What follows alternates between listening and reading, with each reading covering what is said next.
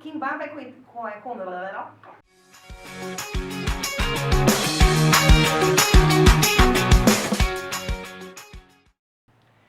O Cooper Decida é um conto que vai nos mostrar a personagem principal, obviamente, que é a Cida.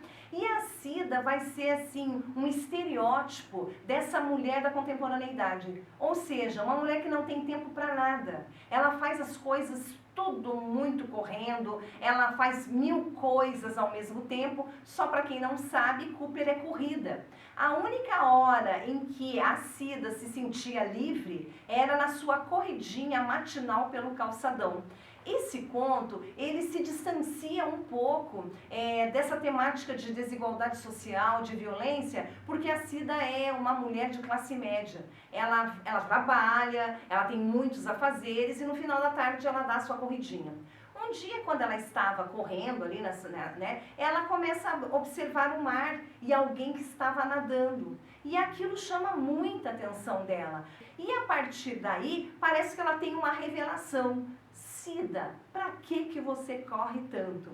Ela vai, volta para casa andando, encontra-se com um amigo, ele diz para ela, mas você não está atrasada para ir trabalhar? Ela não responde, chega em casa e resolve mudar radicalmente de vida. Então, é como se fosse uma epifania, ela tem uma revelação durante essa corrida que diz para ela, Cida, não adianta você correr tanto. O conto Zaita esqueceu de guardar os brinquedos é bem impactante. Nós vamos ter uma mãe que já tem filhos grandes, inclusive eles fazem parte do tráfico da favela, e tem um casal de gêmeas, menininhas, que vivem ali meio que sozinhas, e quando a mãe chega, a mãe fica muito brava quando os brinquedos estão espalhados pelo chão, porque ela tropeça no barraco. E aí, as meninas sempre são chamadas a atenção quando chegam, porque a mãe acaba se debatendo sobre esses brinquedos. E um dia, a disputa entre as gêmeas era medonha. E a Anaíta, ela tinha uma figurinha que a Zaita queria muito. E ela pegou da irmã e escondeu embaixo do travesseiro. Quando a mãe chegou, os brinquedos estavam todos bagunçados, a mãe foi para bater numa e ela ficou com medo. A Zaita ficou com muito medo da mãe descobrir sobre a figurinha. E ela sai de casa e vai se esconder ali nos arredores da casa da vizinha. E a irmã vai atrás dela, ela era pequena, já estava à tarde, e se depara em meio a um tiroteio na favela.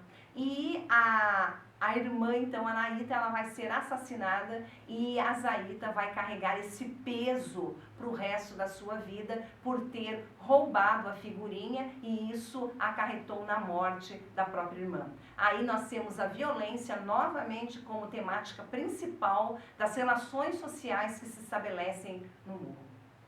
O conto de lixão é um conto assim que eu diria soco no estômago. O de lixão, ele vivia, já pelo próprio nome do personagem, ele vivia na rua. Depois ele consegue encontrar um barraco e vai dividir com um amigo. E essa convivência com o amigo, fica bem claro o ódio que ele tinha da mãe. Pela mãe ter abandonado, pela mãe não entendê-lo. E aí um dia ele levanta e diz para o colega, que tinha 14 anos, ele tinha 15, que ele estava com muita dor de dente. Mas muita dor de dente.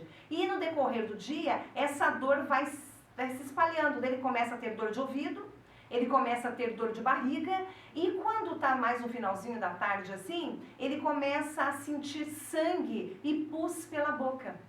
E aí, quando amanhece o dia, as pessoas vão ver que o de lixão, ele havia morrido. Ele é encontrado numa posição fetal, como se a metáfora dessa posição fetal voltou ao ventre da mãe. Então, é uma obra soco no estômago, em que sentido? O abandono. O abandono por parte da família e por parte do Estado em cuidar dessas crianças. Então ele morre em consequência de um câncer. Ele tinha câncer e não sabia.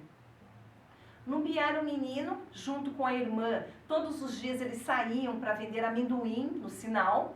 E também à noite eles vendiam flores em restaurantes. O Lumière sempre dizia que ele gostava de vender flores porque ele via o amor nos olhos da pessoa quando comprava uma flor. E ele gostava muito da época natalina. E ele tinha uma admiração por presépios. Então, num 24 para 25 do Natal, ele vê que tem uma loja que ainda está aberta. Ele nunca conseguia chegar perto desses presépios por estar mal vestido, por ser uma criança que vendia mercadoria na rua. E ele aproveita o descuido de um segurança e ele corre diretamente no presépio. E ele acha aquilo tão bonito que ele pega Jesus no colo. Ele pega Jesus no colo e quando ele vê que o segurança está vindo, ele corre com Jesus no colo. Quando ele chega na porta da loja, o segurança dispara tiros sobre o corpo de Lumière. Novamente, a violência nos impacta nessa coletânea de contos de Conceição Evaristo. Quimba.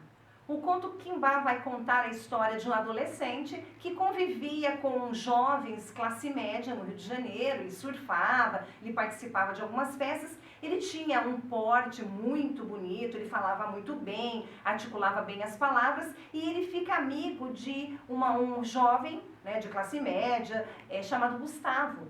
E eles vão ser amigos.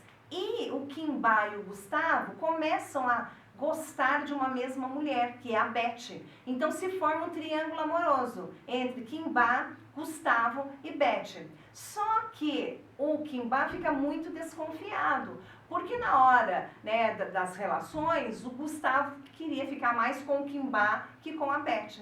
E aí chega uma hora que o Quimba não quer mais ser esse objeto na relação, resolve falar com os dois que ele não queria mais isso e ninguém cede que eles seriam imortais.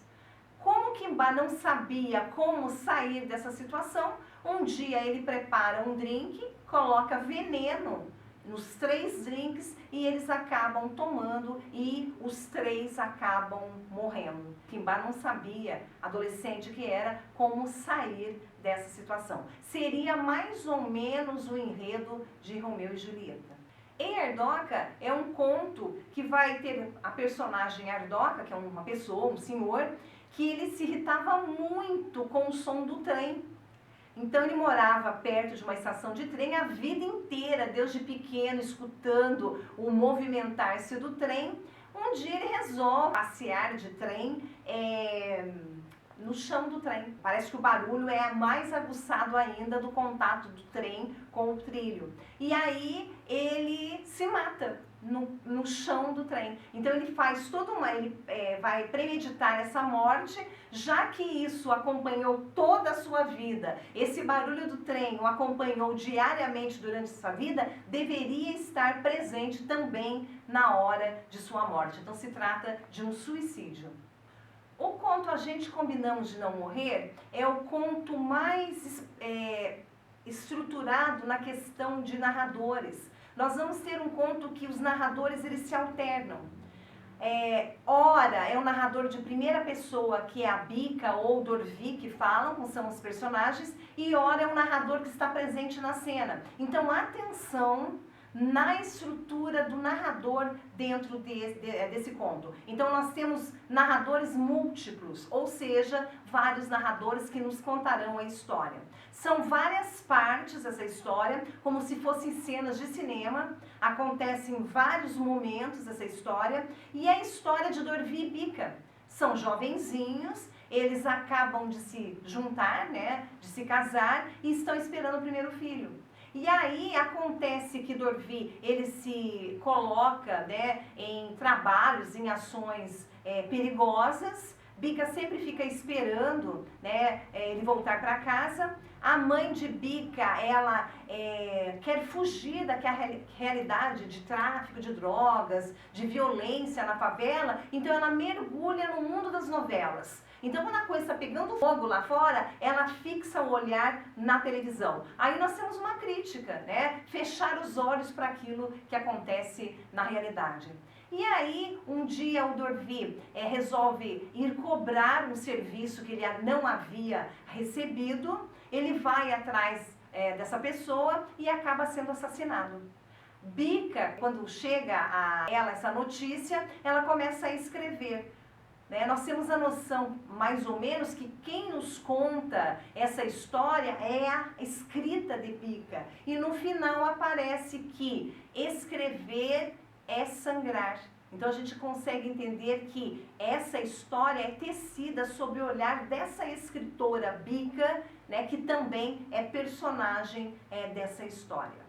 O último conto da coletânea, Aioluia, é a história de um personagem que vai ser assim, uma espécie de rendição, ou seja, vários contos com uma temática bem contundente sobre a violência, e daí no final nós vamos ter a história dessa criança que nasce numa aldeia para trazer alegria e esperança.